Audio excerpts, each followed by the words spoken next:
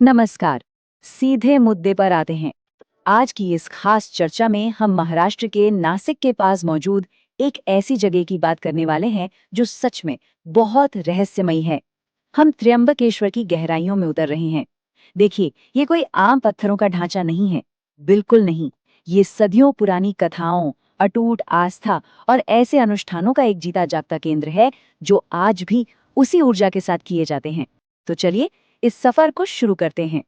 ठीक है, तो चलिए सबसे पहले इस बहुत ही दिलचस्प सवाल पर गौर करते हैं।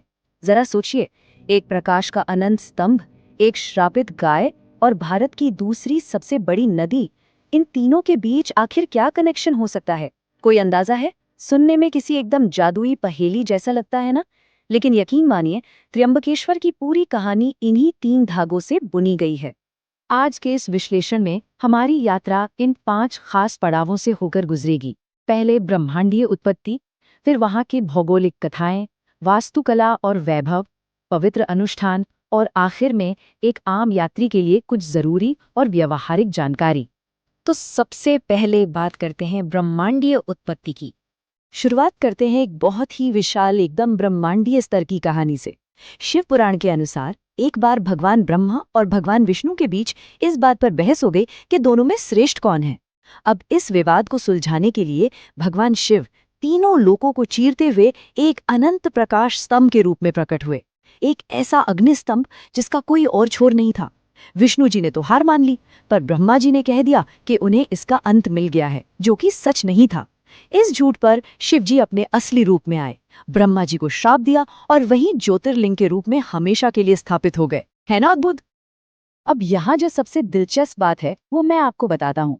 आमतौर पर कोई भी ज्योतिर्लिंग सिर्फ भगवान शिव का प्रतीक होता है, सही? लेकिन त्र्यंबकेश्वर में कहानी बिल्कुल अलग है।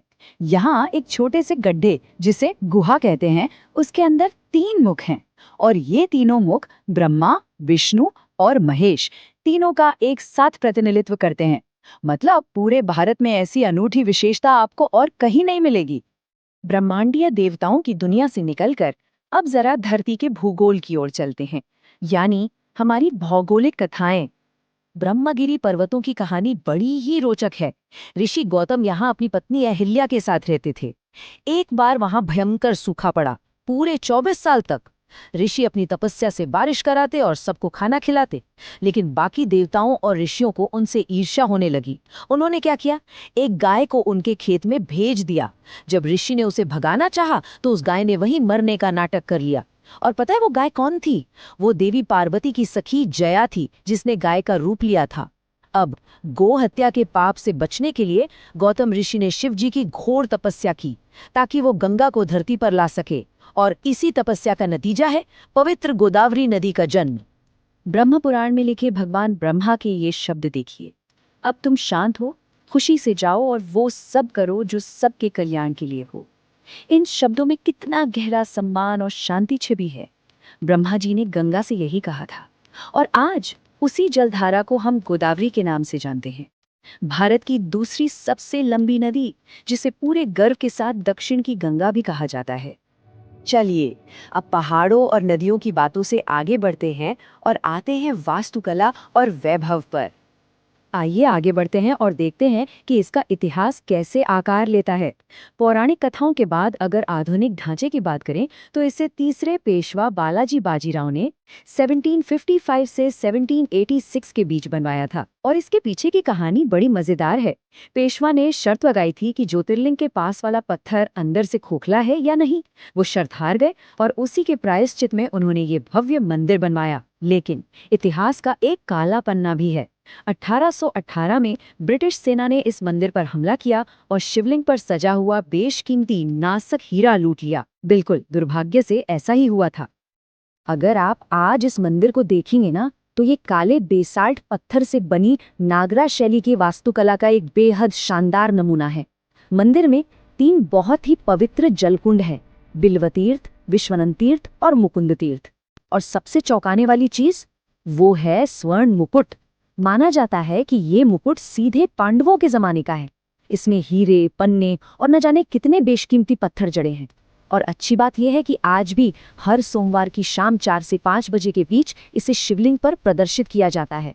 वास्तुकला की भव्यता को देखने के बाद अब रुख करते हैं उन पवित्र अनुष्ठानों की ओर। देखिए, त्र्यंबकेश्वर अपने खास अनुष्ठानों के लिए जाना जाता है, लेकिन यहाँ कोई भी आम पंडित ये पूजा नहीं करा सकता। इसके लिए सिर्फ ताम्रपत्रधारी गुरुजी होते हैं। अब आप सोचेंगे ये कौन है? ये वो स्थानीय अधिकृत पंडित हैं जिनके परिवारों के पास पीढ़ियों पुराने तांबे के शास्त्र हैं।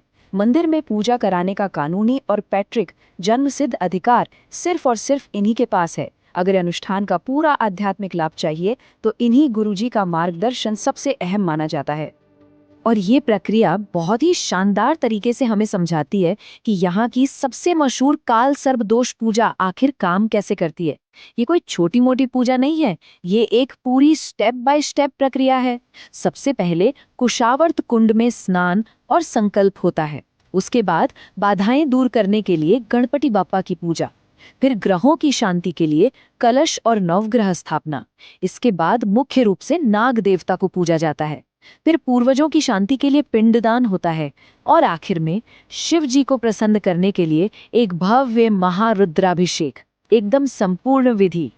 अब अगर थोड़ा प्रैक्टिकल होकर इन पूजाओं के खर्च की बात करें तो ये पूरी तरह से आपकी श्रद्धा और पूजा के प्रकार पर निर्भर करता है। बेसिक पूजा करीब 3 से 5 हजार रुपए से शुरू हो जाती है। वहीं अगर आप बहुत सारे पंडितों के साथ महारुद्राभिषेक वाली महाकाल सर्प पूजा करवाते हैं तो इसका खर्च 15 से 25 हजार रुपए तक जा सकता है। ज्योतिष और आध्यात्मिक मान्यताओं के अनुसार आप ये पूजा कब करते हैं, इसका समय बहुत बहुत मायने रखता है। अगर आप ग्रहों की स्थिति देखें तो अमावस्या, पंचमी, नाग पंचमी और संक्रांति के दिन इन दोष निवारण पूजाओं को करने के लिए सबसे शक्तिशाली और शुभ माने गए हैं। इन दिनों में पूजा करने से इसका प्रभाव कई गुना बढ़ जाता है। तो हमने कथाएं सुन ली, इतिहास जान लिया और अनुष्ठान भी समझ लिए। अब हमारी चर्चा का आखिरी हिस्सा, एक आम यात्री के लिए व्यवहारिक जानकारी। तो यहाँ सबसे महत्वपूर्ण बात यह है कि इतनी प्राचीन, इतनी पौराणिक जगह होने के बावजूद त्र्यंबकेश्वर पहुंचना सच में बहुत आसान है। नासिक से ये सिर्फ 29-30 किलोमीटर दूर है। अगर आप फ्लाइट से आ रहे हैं तो मुंबई या सीधे नासिक एयरपोर्ट उतर सकते हैं। ट्रेन से आना हो तो नासिक रोड या इगतपुरी स्टेशन बेस्ट है। वहां से आप सड़क के रास्ते 1 घंटे से भी कम समय में सीधे मंदिर पहुंच जाएंगे। और हाँ, दर्शन के लिए जाने से पहले समय का ध्यान जरूर रखें। आम दिनों में मंदिर सुबह 7 बजे से रात 8 बजे तक खुला रहता है, लेकिन अगर आप श्रावण मास के दौरान जा रहे हैं, जो कि शिवजी का सबसे प्रिय महीना है, तो मंदिर के कपाट सुबह 5 बजे ही खुल जाते हैं और रात 9 बजे तक खुले रहते हैं। अब हम अपने इस सफर के बिल्कुल अंत पर आ गए हैं। बस जरा सोच कर देखिए, कोई यहाँ उस असीम ब्रह्मांडीय ऊर्जा पर विश्वास करके आता है, कोई अपने ज्योतिषीय डर या ग्रहों की चाल को शांत करने आता है, तो कोई बस इस सदियों पुराने वास्तुकला और इतिहास को करीब से महसूस करना चाहता है। वजह चाहे जो भी हो, ब्रह्मगिरी की तलहटी में बसा ये त्र्यंबकेश्वर एक ऐसा चुंबक है ना, जो एक अदृश्य गुरुत्वाकर्षण से लोगों को अपनी तरफ खींचता है। ये सिर्फ एक मंदिर नहीं है, ये भारत की आध्यात्मिक आत्मा का एक धड़कता हुआ स्वरूप है। क्या आपको नहीं लगता कि एक बार खुद जाकर इस ऊर्जा को